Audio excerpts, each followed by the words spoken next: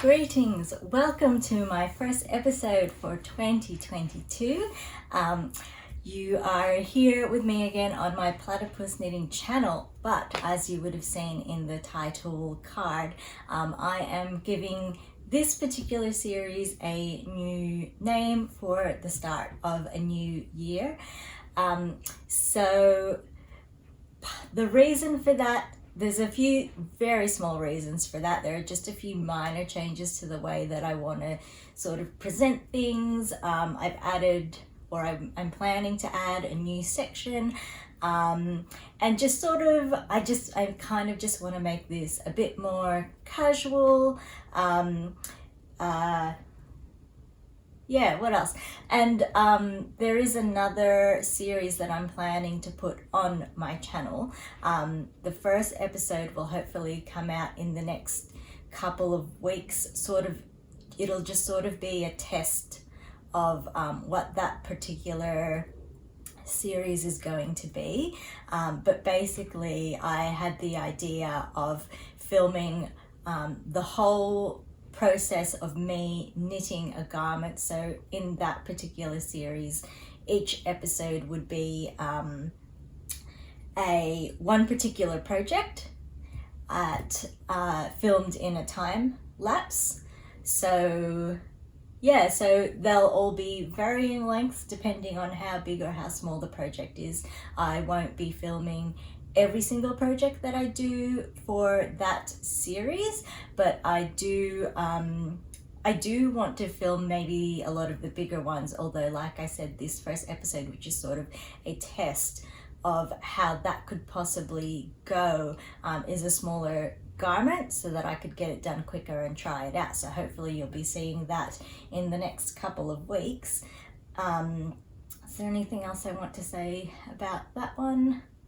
Probably not. I'm kind of thinking of it as like slow TV at high speed, because I'm not going to be talking or anything. It's just going to be something that people can have running in the background if they, just want it there.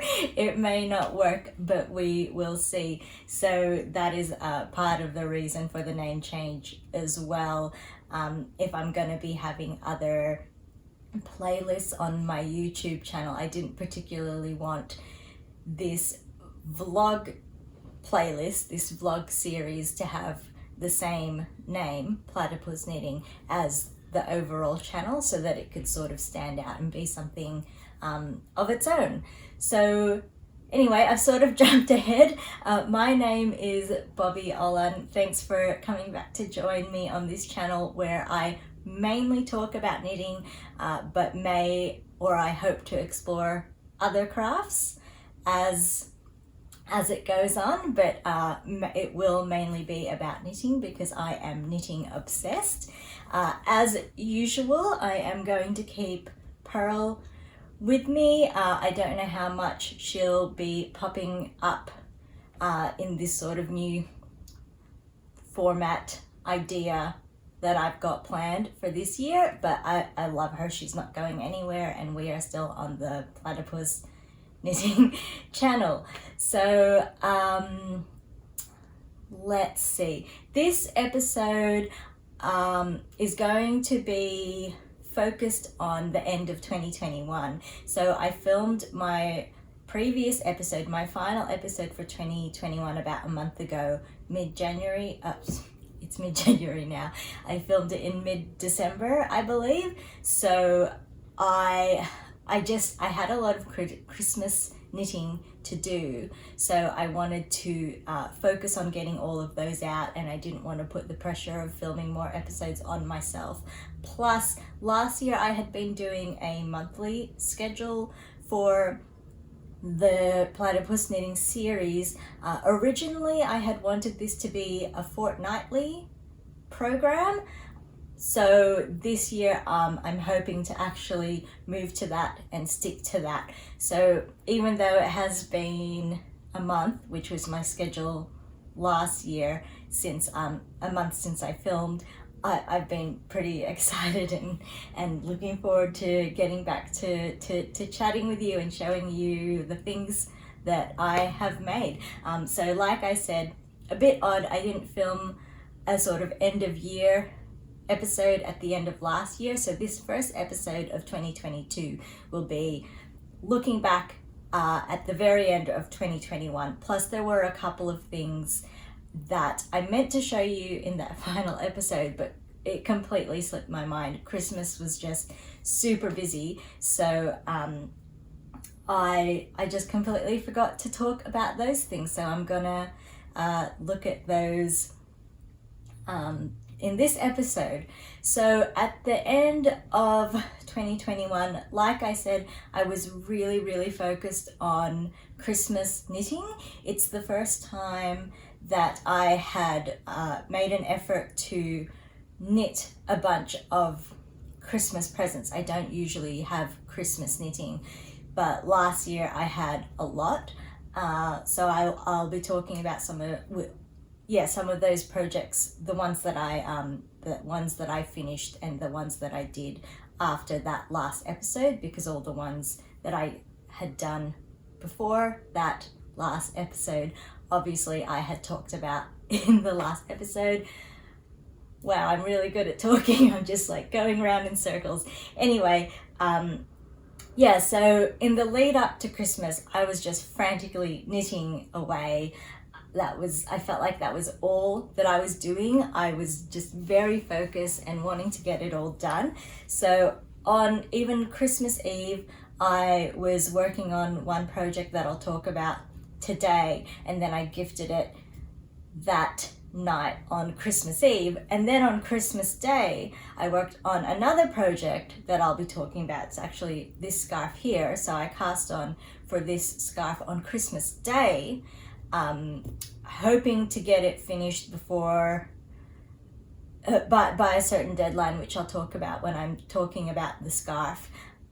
But I didn't finish it in time, so I when I realized I wasn't going to hit the deadline, I sort of relaxed a bit with it, and I sort of gave myself time to, I wanted to take a break from knitting. So in that brief period between Christmas and New Year's, aside from working on this scarf, I was not wanting to knit at all. I was wanting to take a break from knitting.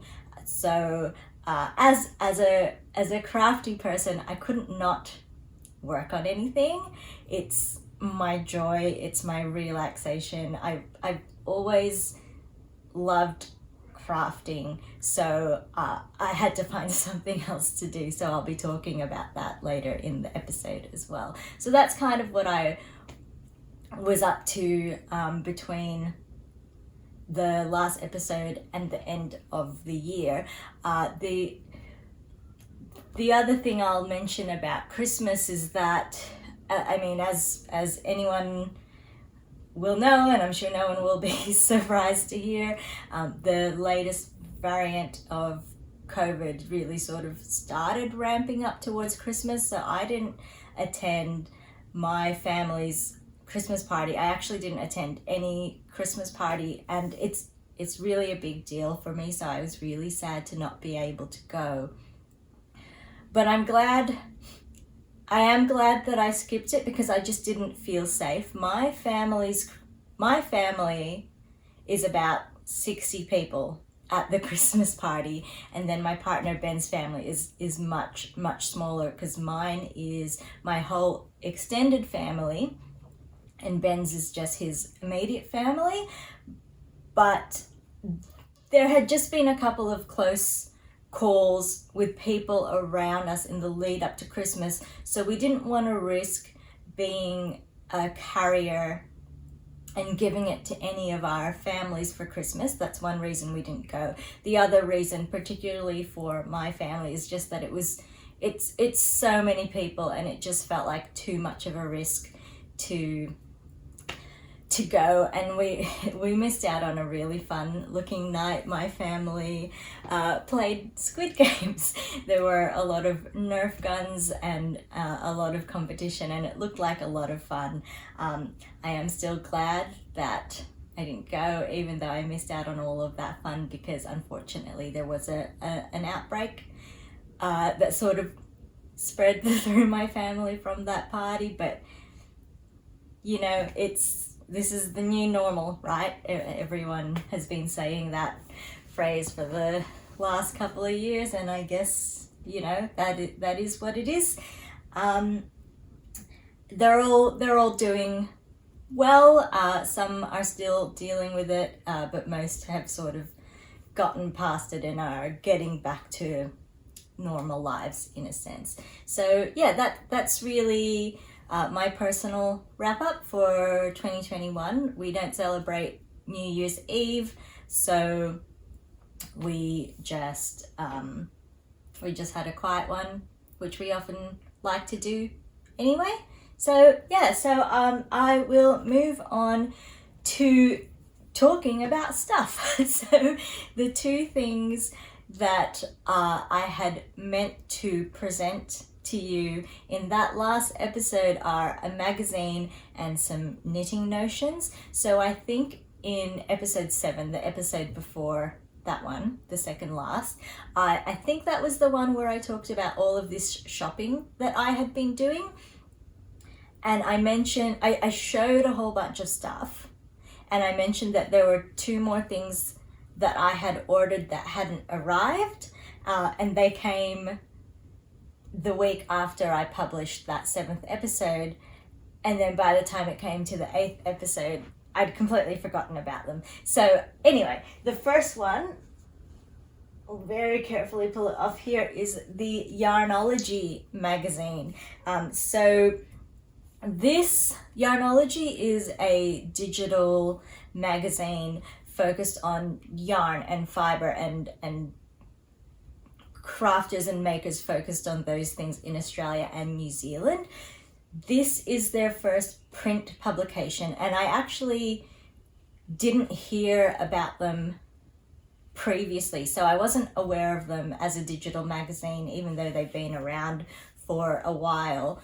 I only heard about them, probably through Instagram. That's where I hear about everything. And so I heard about them when they were talking about their first print publication. So I ordered that and I received it last December. It's a really great magazine. It's just really nice to be reading about local makers.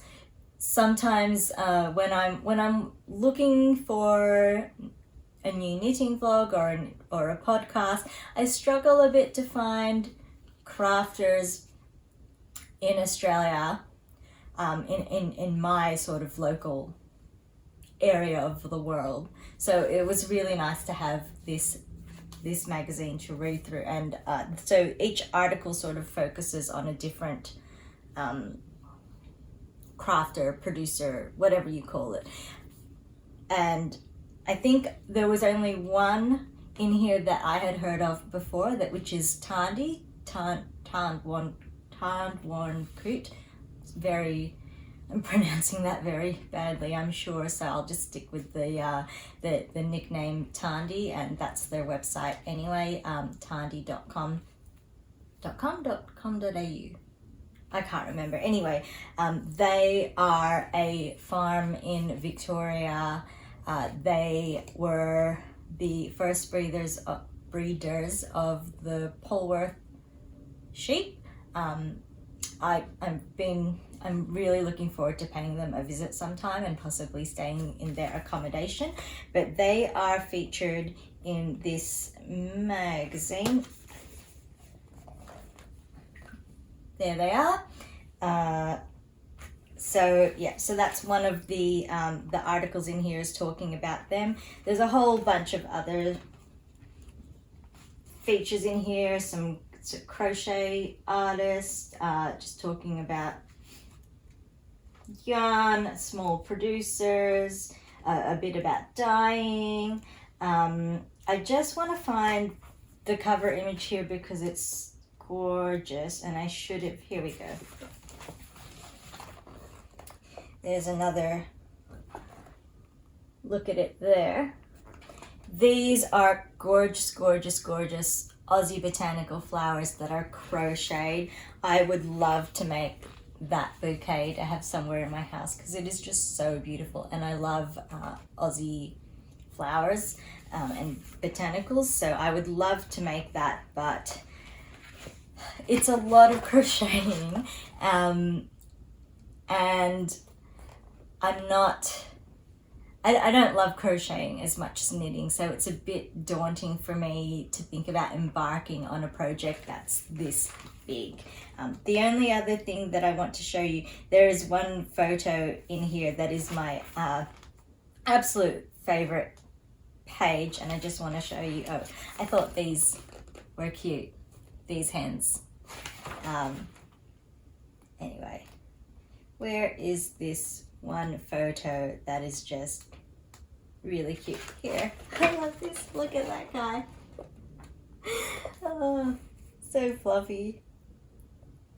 Anyway, so that's the Yarnologie magazine. I'm looking forward to getting the next one. Let's see if I can pop it back there without bringing down my whole wall. Very precarious. So that's the Yarnologie magazine. The next thing that I wanted to share, which I'm really, really excited about, are row counters from Twill and Print. So Twill and Print is it says here they're a fiber studio. So they're based in, I believe, Quebec in Canada. I heavily rely on row counters. I've mentioned before, I think, that I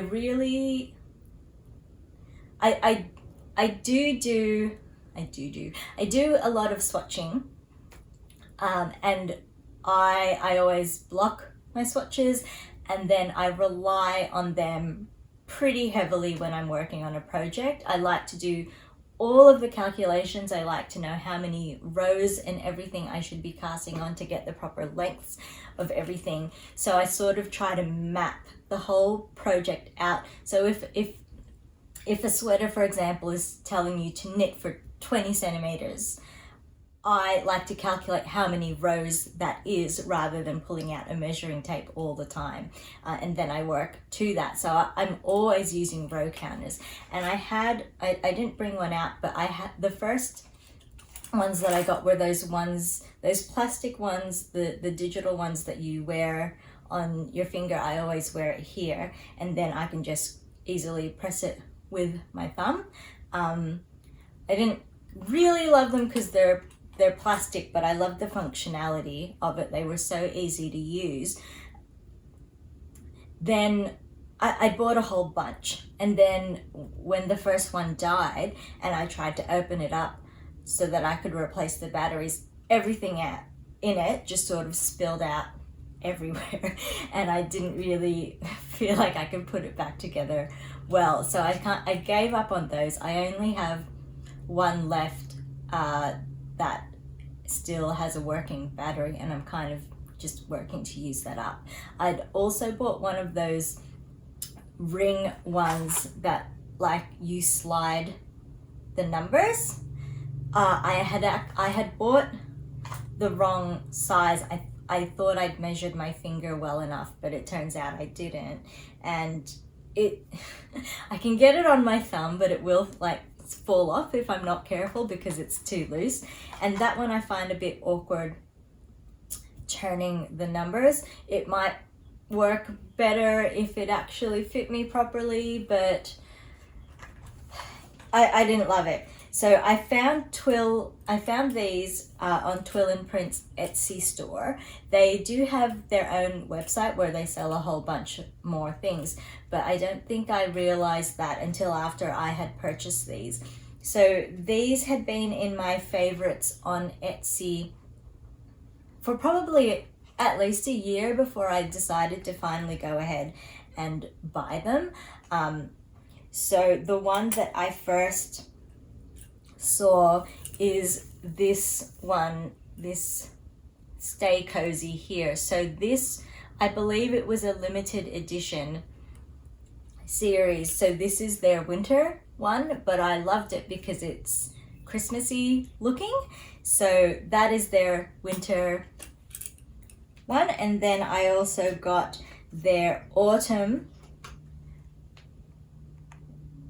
that one there. I love reading. I love me a good cup of tea or a mocha, so I really like that one as well. And then this last one that I got is their spring themed one.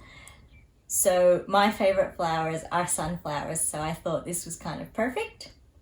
Is this spring? Yeah, it's got to be their spring one. Their summer one, I can't remember what was on their summer one, but I remember that I didn't like it as much, which actually worked out because they were sold out of the summer ones when I went to buy these. So I have these three and I absolutely love them. On the back here you can see that there are 2 pins on them. I'm going to take one of them off the card to show you. So 2 pins there, and then these rubber, I don't know what you call them, rubber backings to sort of hold them in place. So the only thing about these is that I wasn't really 100% sure the best way to use them, because if I'm pinning it on myself, then I can't see the numbers. One thing that I did try was pinning it on my pants leg so that it's facing me, and then you know, it's fairly easy after I work a row to turn one of the dials to change the numbers. But that was very awkward to have to like awkwardly pull up my pants leg so I could reach behind and pin the thing down, and it just wasn't very practical. I did also try pinning it to a project bag, but I found when it wasn't directly in front of me or in reach, I kept forgetting to change the number, and then I kept losing track of where I was. Plus, I'm not always using a project bag. I have a bowl that I really like, that I've really been liking using lately, and obviously you can't pin this on a bowl. I did also try pinning it onto the knitting itself, but it's got a bit of weight to it, and I didn't like how it was dragging down on the knitted fabric itself. So my favorite place to pin it, although it's kind of ruining it a bit, is actually my watch strap. And I found that that works really, really well. So I have an app on my watch that I use to track and time all of my knitting, because I'm just that kind of person. So when I knit, I've got something on my watch, and then I've got this pinned to my watch, and it's just so easy to use, and it's comfortable, and I don't need to worry about, well, not worry isn't the right word, but when I was using the ring ones, because it was kind of in the way when I was doing other things, whenever I paused my knitting to go and do something else, I had to take it off, and then sometimes I'd forget to put it back on. But with this, that's not in the way at all. It's just so easy. It's such a good spot. I can see it when I'm working. It's so easy to turn either of the dials. So yeah, I love these. I really love using these. They are my favorite. Like I said, I just want to wear away that last battery on that last ring one and then get rid of that, and then I'm just gonna pretty much use these. Maybe sometimes I'll still use the other ring one, but I really like these ones. What else? Yeah, so I would be really curious to hear if anyone else has these or uses something like this. If, like, how do you use it? Where do you attach it. I feel like project bags might be the most common, but I do a lot of knitting at home. I don't really take my knitting elsewhere, so I don't use project bags a lot, and I just don't. Yeah, it's not really sort of in my wheelhouse of. I don't know what I'm trying to say. It's not really the thing that I use, and I don't really need to like transport this around. So I'm more of a bowl person, a bowl or basket person than a bag person. But I'd be really interested to hear how other people use these. I love the functionality of it, but if I didn't have this watch, or if, you know, if it damages this, then I'm not going to want to keep using it that way. Right now, it hasn't really damaged it. I can't tell if the wear on the watch is because I keep poking these through or because this is just old. But yeah, I guess, yeah, I'm curious to hear how everyone else uses it. So that is the Twill and Print row counters that I use. So I'm going to move on to talking about my actual projects now. It's going to be a bit of a tricky one because, like I said, most of them have been gifted away last year for Christmas, and I only have the one project here that I can show you. So I'll just briefly mention first the I just want to go home socks by Winters Weather Knits. Here's a photo of it here for you to see. It is knitted in Rowan felted tweed in the cinnamon colorway. I bought the yarn before I looked it up on Ravelry and read what everyone was saying about it, and a lot of people were saying, well, not a lot, but I saw a few comments saying that they wouldn't use it for socks because they just found that it broke really easily. I didn't find that, but reading those comments almost made me not use it myself for this particular project. But I decided to go for it, and I thought it actually looked really nice and it turned out really well. The other thing that I'd seen on Ravelry is that people said that it shed a lot, and I definitely found that. So when I first was winding it with my yarn winder, it shed heaps. So I had like a little ball of fluff just from winding it, and then as I was working with it, it shed even more, and I had bits of hairs like all over my clothes and all around the couch where I was working. So that, I mean, it's not a huge problem, but yeah, it was sort of interesting. I was going to say I'd never worked with a yarn that shed that much, but I think that's not actually true. I think there was an acrylic mohair that I used once that I really didn't like. It was something that I found in an op shop and thought I'd rescue. Yeah, so it was very sheddy. It had a lot of kemp, I think it's called. It had a lot of kemp, so that sort of the wiry hairs, and that was what was shedding, but there was still a fair bit of it in the yarn itself. I did also find that there were times when the yarn seemed really thin. So it's a DK yarn, and there were times when it seemed like it was like a fingering weight. It was really thin, and I was afraid at those times that it was going to break, but it never did. So I'm sure it's fine. It knitted up really beautifully. I love how it turned out. It it wasn't my favorite yarn to actually work with because of all the kemp. It was a bit rough and rustic on the, it was a bit rough on the hands, but I love how it looked.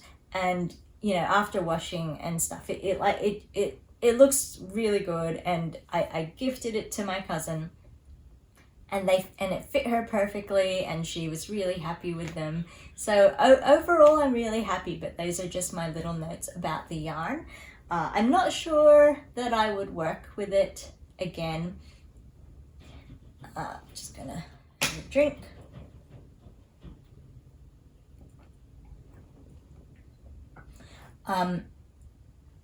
Yeah, so I'm not sure that I would work with it again. But also, part of that is also I do want to. I want to.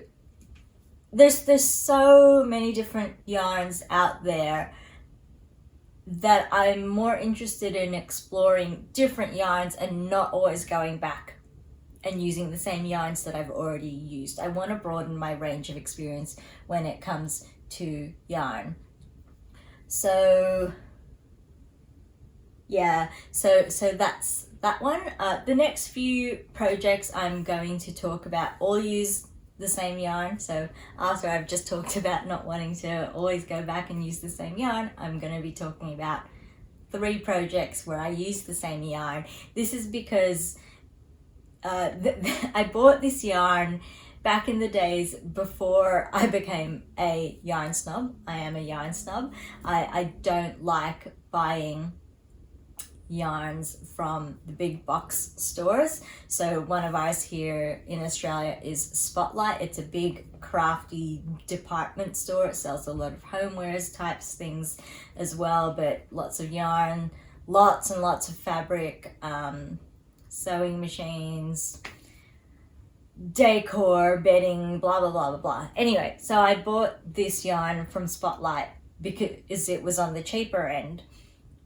It's not the best quality. I knit a sweater with it that ended up pilling quite a bit, I believe. So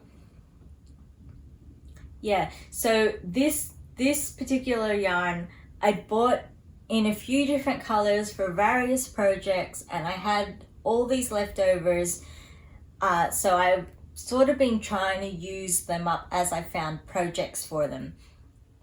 So this first project that I'm going to talk about is called the Ionic Fingerless Mitts by Carly Perrins. It's a free pattern. I find all my patterns on Ravelry. I should mention as well, all of the links to the patterns and the yarns and anything else I might mention will be down in the YouTube description below. So the Ionic Fingerless Mitts, this one, I've been eyeing this pattern for a while. It's a really simple cable. I think it's simple but effective and and versatile. It's not particularly feminine or masculine. I think anyone could wear it. And there was a period where I was really interested in mittens, but I think I'd only made one, and then I sort of moved on to other things. The one I made was a different pattern. Anyway, I digress. So the Ionic Fingerless Mittens, it's a really simple cable. It was really easy to memorize or read where you were so you'd know what you had to do next. So that was really great about it.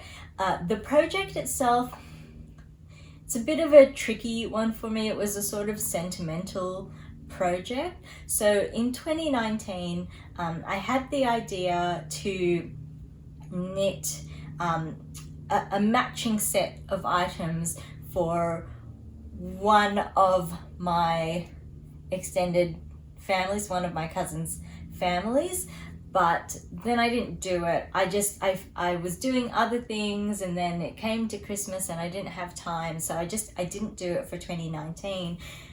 And then in 2020, my uncle in that family left us. He passed away, so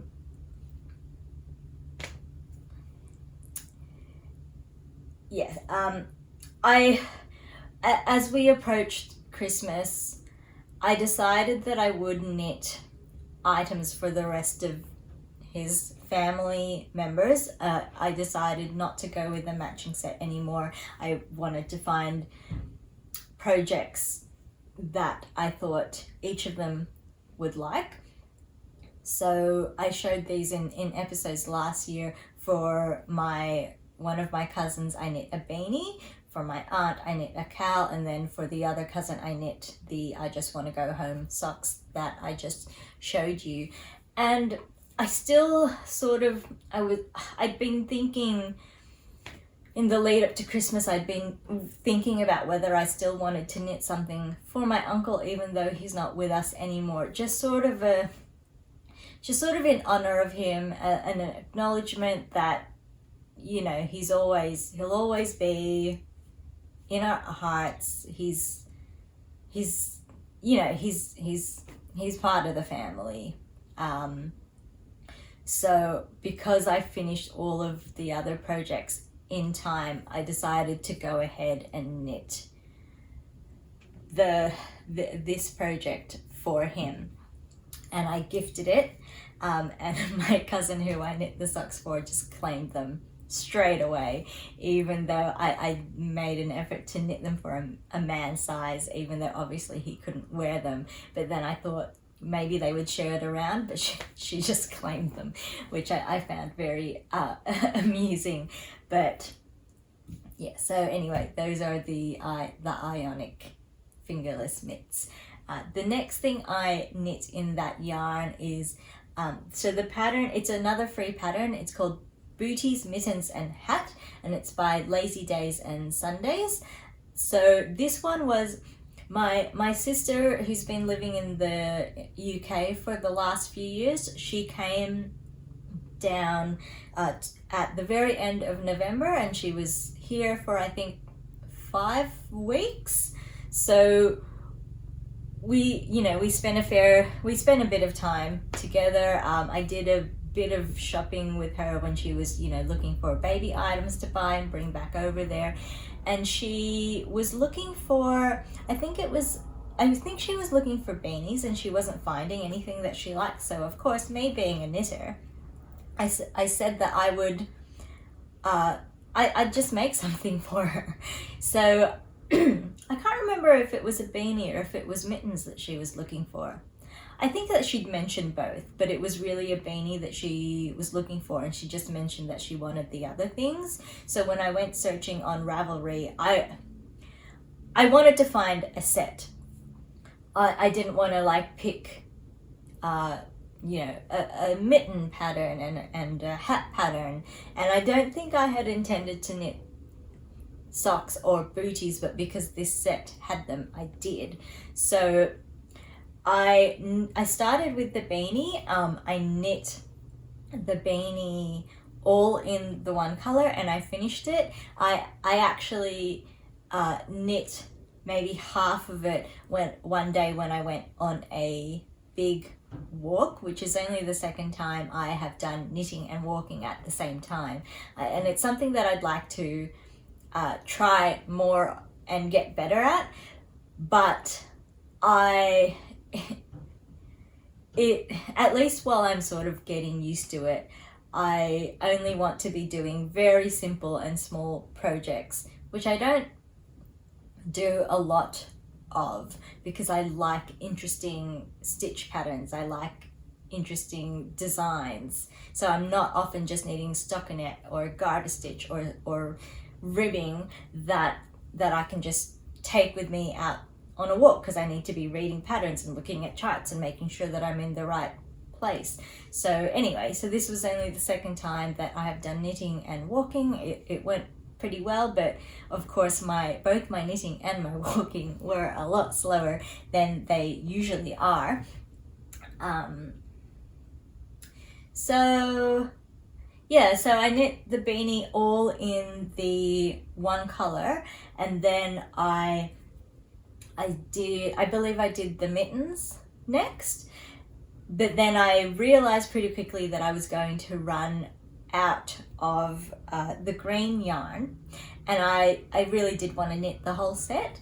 So I worked the mittens up to a point, and then I did the top of them in a contrast color, in the white color, and then I think it was then that I ripped out most of the beanie and added in the stripes. and then I knit the booties. So the beanie was in stripes, the mittens was like color block, and then, so they weren't exactly matching, it was just that the colors matched. So when I did the booties, I sort of tried to bring those two together. So the top of the booty is like solid green, and then the toe is white, kind of like the mittens, to kind of like match the mittens. And then when I started working in around going down the sides and the sole of the booties, I did that in stripes as a nod to the beanie, in the hopes that, you know, when you look at them all together, they sort of make sense as a set. So that's that. And I blocked those and I took the photos, and then I was looking at the extra yarn that I had left, and actually it was my partner who suggested that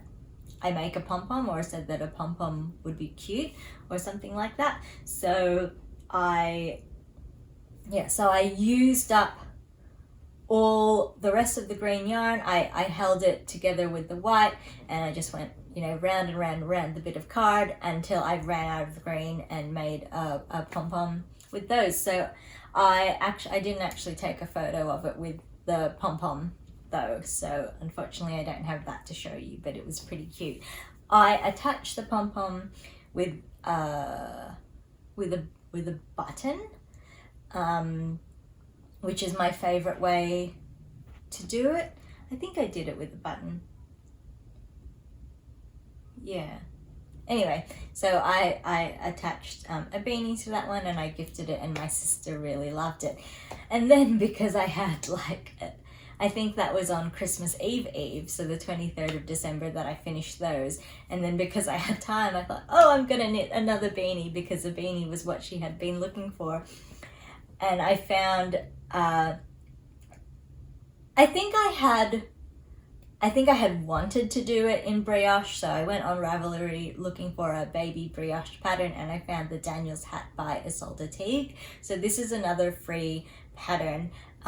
The pattern itself is presented in just one color, but I wanted to do it in two, so I did it in it's the same yarn, which I can't remember if I actually said what the yarn is, but it's 4 Seasons Superwash Merino in 8-ply, which is actually now discontinued, I believe. So I was using, it's the same cream color that I had used in the set, and then another yellow color, so yellow as the main color. So there's a bit of normal ribbing, and then it goes into the brioche. And I thought the pattern was really great. Like I said, it's a free pattern, but they have a photo tutorial to go with it, which I found really helpful. So I was using their photo tutorial, and I also watched a video on knitting 2-color brioche in the round by Arne and Carlos. So yeah, so it's the first time I had done brioche in 2 colors, and it's the first time I had done brioche in a project. So years ago I had swatched brioche, and I don't think I really enjoyed it, but this time I really liked it. I don't know if that's because I just found it a lot more enjoyable and fun and easy to understand when I was working in 2 colors. It could also be that I'm just more experienced now. So yeah, anyway, I really liked it. And I also found, in particular, the photo instructions that they had for working brioche decreases were really good. So I highly recommend this pattern. Yeah, so unfortunately I don't have a photo of this one. Like I said, this is the one that I finished on Christmas Eve, and then I gifted it that evening, because all I ended up doing for Christmas was meeting my immediate family, so my parents and my sister and her partner, in a park, and none of us went to the big family party. So we just sat in a park and handed our presents around to each other, so I didn't even have time to block this one, but you know, it's totally fine. She really loved it as well. This one I made the hole at the top just a little bit bigger, so with the other beanie that I attached with however I attached it, the beanie is fixed. It's not removable because I hadn't intended on attaching a pom-pom, so you couldn't actually fit a button through the hole. This one I made sure that the hole at the top was big enough for a button to go through it. So again, I made a pom-pom using the yellow and the white held together, and because brioche is reversible, they'll be able to remove the pom-pom and attach it whichever way they want to use the beanie. So yeah, so that was fun. When I gifted it to them, my sister's partner opened up the present. The pom-pom wasn't attached because I wanted it to be clear that they could attach it themselves however they want, and he ripped open the paper and they both spilled out separately, and he thought he'd broken it already because of how he'd ripped open the packaging. But I explained, and obviously they got it, and that was fine. So yeah, that is the Daniel's hat by Isolde Teague. Hopefully they'll be able to send a photo of it sometime and I can show it, but it's just, you know, it's just a little baby brioche beanie. Yeah, so the last project, the last knitted project that I made is this scarf that you can see here. So my sister had asked for a scarf because the one that she uses the most back home in the UK had worn through, so she was asking for another scarf. So I hadn't given her a birthday present, I think in 2019, and I hadn't given her partner a birthday present last year, 2020, because we just didn't do a lot of those presents because it's just been really hard with COVID and with all of us living away. So I'm living in Melbourne and I have two sisters, one of whom is in Perth and one of whom is in London. So sometimes we just find presents a bit difficult, so we didn't do them. So I said, all right, I'll knit you a scarf and I'll make that your very belated present, and I'll knit Matt one too. Matt's her partner, as his belated present. And I thought, because I was going to do it on the knitting machine, that it would just go so fast, and I'd have it in time. I'd have it done in time for them to take back to the UK with them. So they were flying back on the 28th. And because I had been knitting right up to Christmas Eve for all of my Christmas presents, I couldn't start this project until Christmas Day. So I cast this on the knitting machine on Christmas Day. You can see how long it is. And of course, knitting on the knitting machine, sure, it's faster, definitely much faster than knitting by hand, but because, you know, you've got to like move, it's not automatic. You got to, you know, lay the yarn and move the carriage and all of that. It still takes a long time, so I did not have it done by the time that they left. So it's just my knitting machine is the brand is Matador, and I can never find anything else for Matador knitting machines. I have a feeling they were only around in Australia, and maybe not for long, because you just can't find anything. I can't find any more parts for it or anything like that, but I'm quite fond of it. It's old, but it also has a ribbing attachment, which is really handy. So this is actually done in ribbing, so that, you know, if I did it in just stockinette, it would have curled, and I didn't want that. So this is, what is it? I think it's 91 stitches. ooh, look how much it stretches. It's just fun. Yeah, so that took days of knitting on the knitting machine, so I didn't have it finished in time. This is done in Prestige Yarns Bambini 4, so it's a 4-ply yarn. It's Aussie Merino. It's spun in Italy. It's lovely and soft, and the ribbing, of course, just makes it really squishy, and I love the sort of heathery colorway. It's not completely a solid gray. The only thing about it is, so I think when it, where did the end go? On the knitting machine, it was probably about that wide when I was working it. And as you can see, ribbing pulls in quite a lot. So when I was working on it, the bit on the needles was stretched out like that, and then the rest of it was pulling in. And because of that stretching and pulling in, it made the edges of the scarf, you can kind of see there, they're like, it's got this wave because the edges were sort of traveling further because they were getting pulled in, and the center was just going straight down.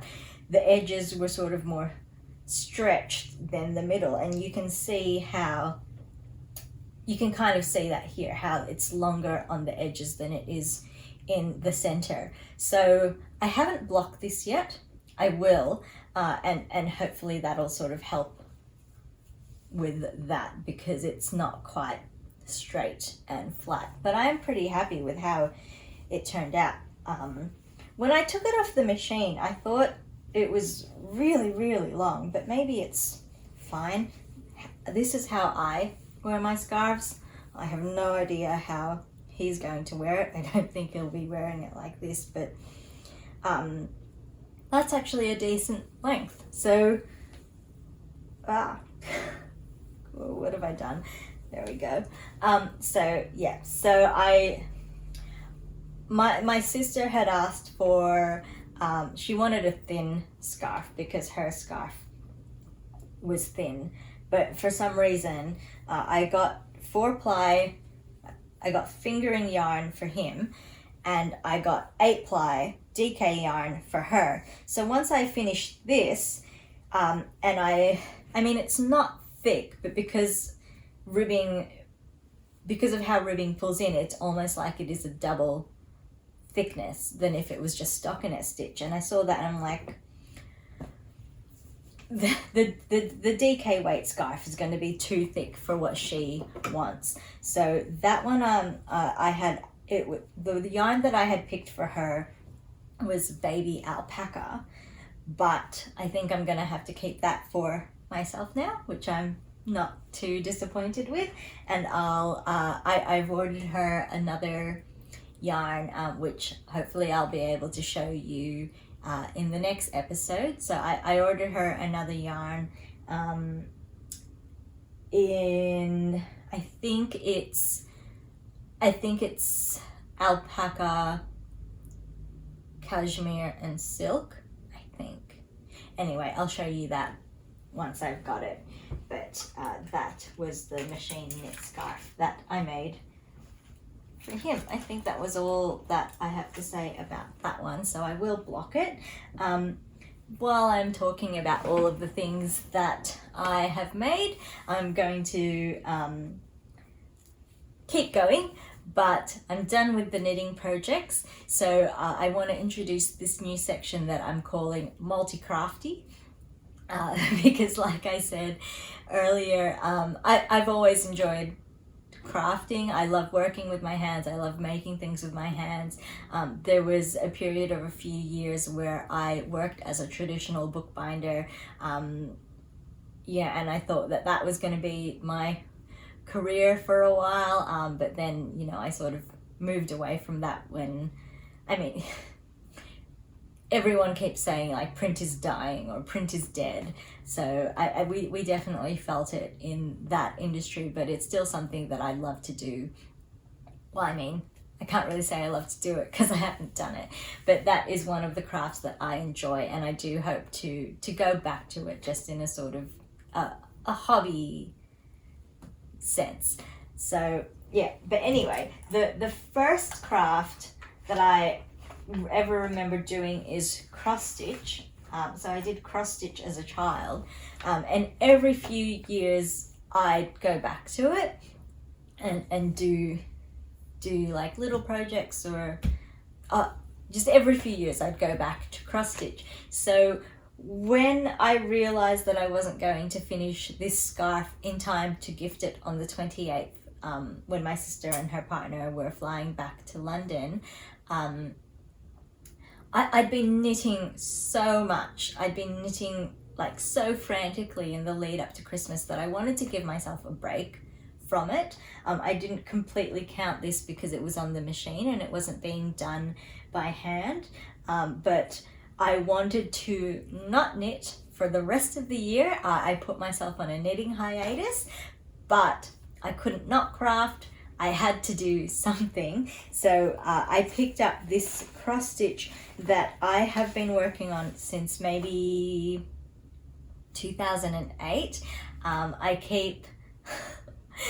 keep getting sick of it and putting away and coming back to it, and I really hope I'll finish it this year, because I do want to make more of an effort this year to do other crafts and not just knit, which is why I'm introducing this segment into the vlog, as a way to sort of encourage myself to do other things, so that, you know, if I have to talk about other crafts and share them with you, then this is sort of a motivating factor that will sort of push me to actually do the other crafts. So anyway, when I told myself I couldn't knit at the end of last year, I picked this up. I have been trying to keep it a surprise, so I'm only going to show you the back of it. You can probably tell what it is, but yeah, it was a photograph that I made sepia colored, and then I put into a program called PC Stitch if you're on a PC, or Mac Stitch if you're on a Mac. I've only got the free version of it, but it lets you upload an image and then convert that into a cross stitch pattern. So I've got a few pages of it in this bag that I've got here. So the highlighted bits are the bits that I have done.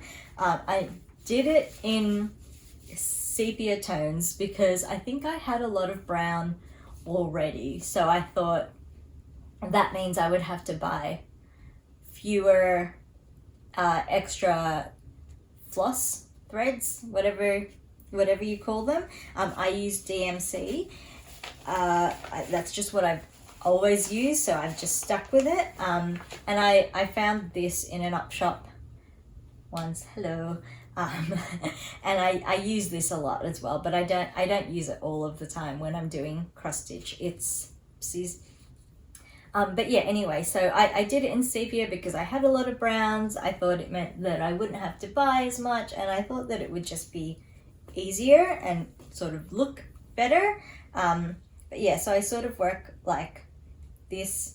I have it there, and then I'm holding the cross stitch and working with it like that. Otherwise, I'm so bad. Sometimes I'd be like working with it this close to my face, which is not good for your eyes. So sometimes I try to use this when I'm trying to be really conscious of that. But I mean, it's not heavy, but because it is a constant weight on my neck, it does get uncomfortable after a while, so I don't use it all the time. But anyway, yeah, I've been working on that for over a decade, and hopefully I will be finishing that soon. So that is my little cross stitch that I have been working on.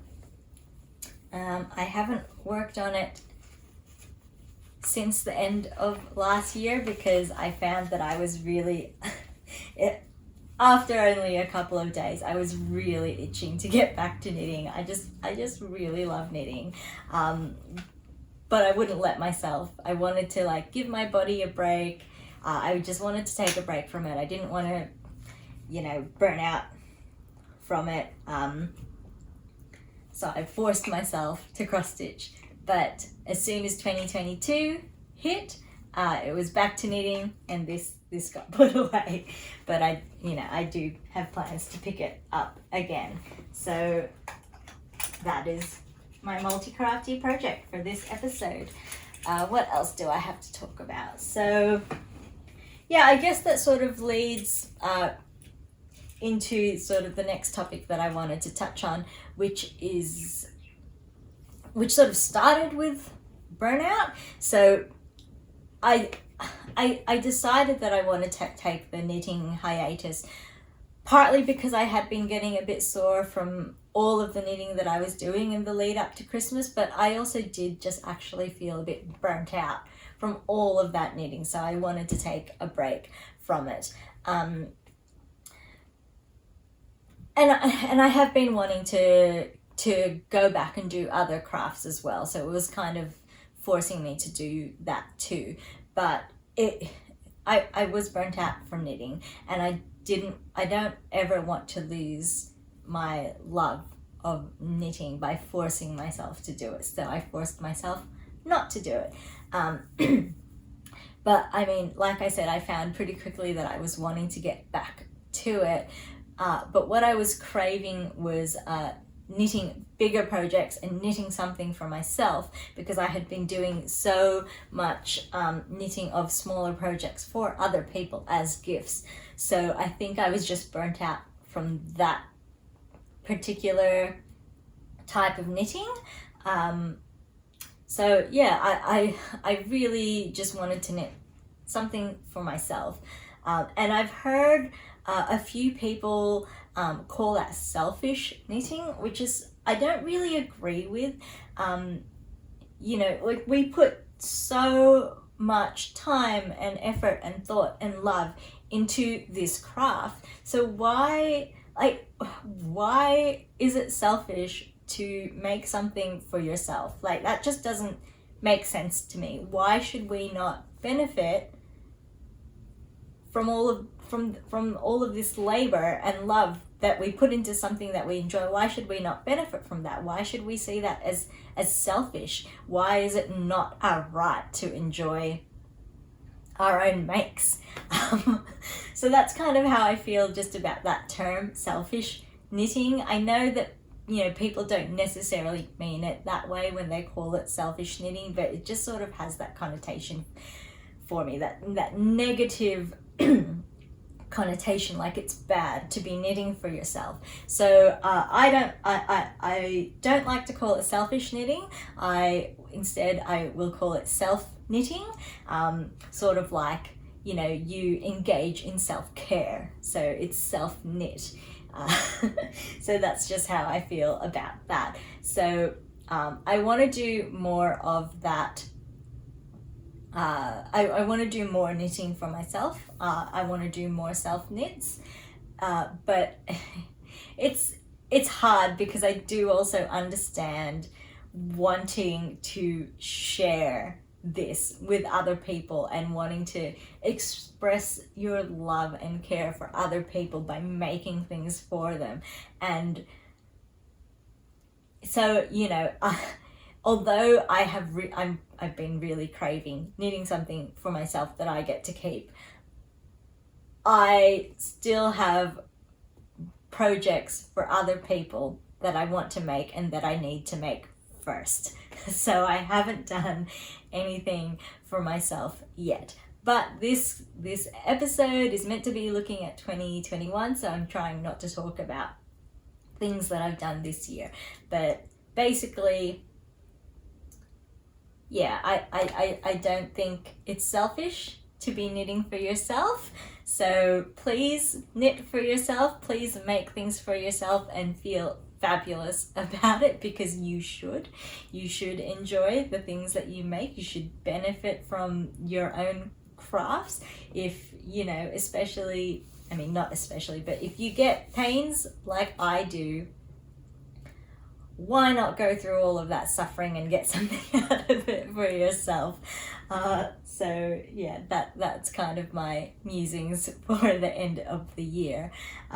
So now that 2021 is done, I can count up all of the things that I have made, which I use Ravelry to log all of my crafty projects, all of my yarny projects. It is mainly knitting, but I did finish one crochet item last year, and because I'm sort of tallying this up through Ravelry, that is counted in these stats that I'm about to present. So in 2021, I made 2 household items. One was a baby blanket, and I didn't really know how to categorize that, so I'm sort of just lumping it in as household items. So 1 baby blanket and 1 crocheted laundry basket. Not really a laundry basket. It was just, I had one of those cheap plastic ones that you can get, and the handles had broken off, and I didn't want to just go throw it out and buy another one that was just going to break as well. So I sort of made a loose crocheted basket to go around it with handles so that I can still use it. So those are the 2 household items. I made 16 accessories, so socks and things that include sets. So the Bootees, Mittens and Hat set that I made, that's counted as 1.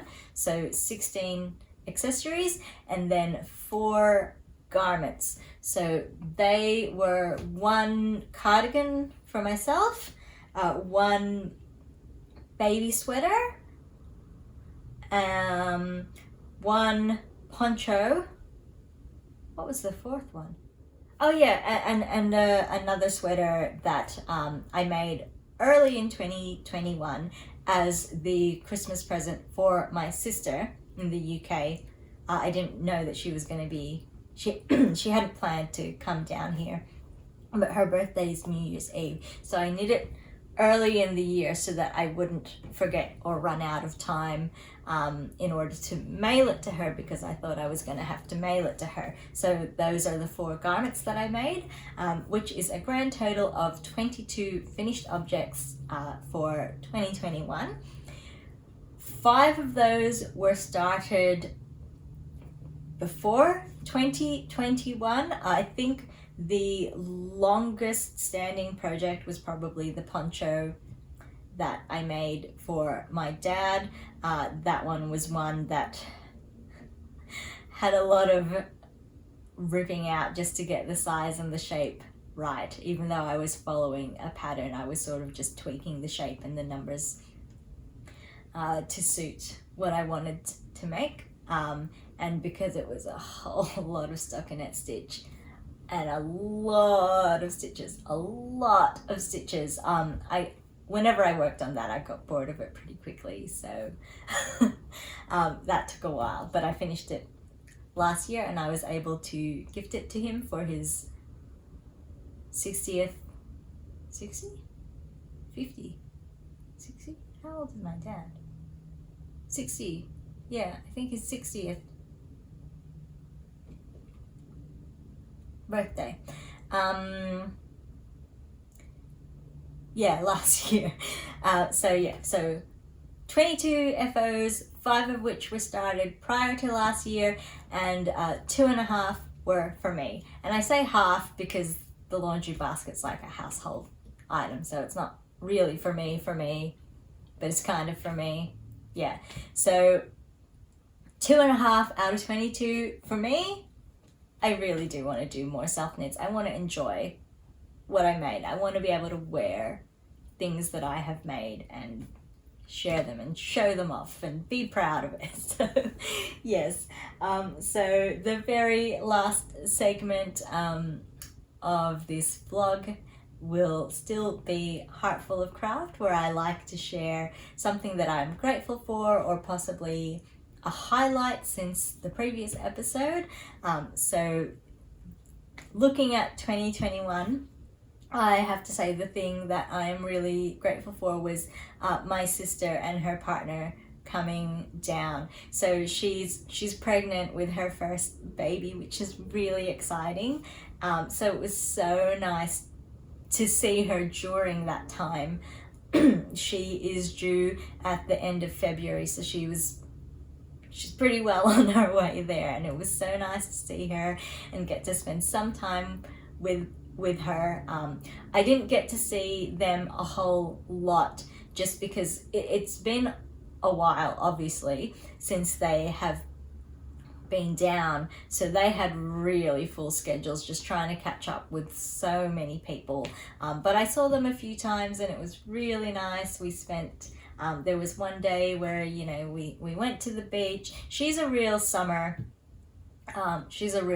girl. She loves hot weather, and I'm the complete opposite. I like cold weather. She loves going to the beach, and I want to be cold. I handle cold weather better, plus, you know, it allows me to wear knitwear. So yeah, but obviously, you know, we were in summer when she was here, so there was one day we went to the beach, we had fish and chips. Yeah, it was really nice having them here. And, you know, them coming here led to 3 projects that I hadn't planned, which is obviously the 2 baby sets and this scarf plus her scarf, so that'll be a 4th project that I've yet to make. I can't help but think of most things in terms of how they relate to knitting and crafting, but yeah, I'm really grateful that they came down and we got to spend time with them. We got to sort of have Christmas with them, and it was just really nice. I don't think she watches this, but Kaz, thanks for coming down and spending time with us, and hopefully we'll be able to fly up and visit you next. So thank you everyone for watching. That brings us to the end of this first episode of 2022.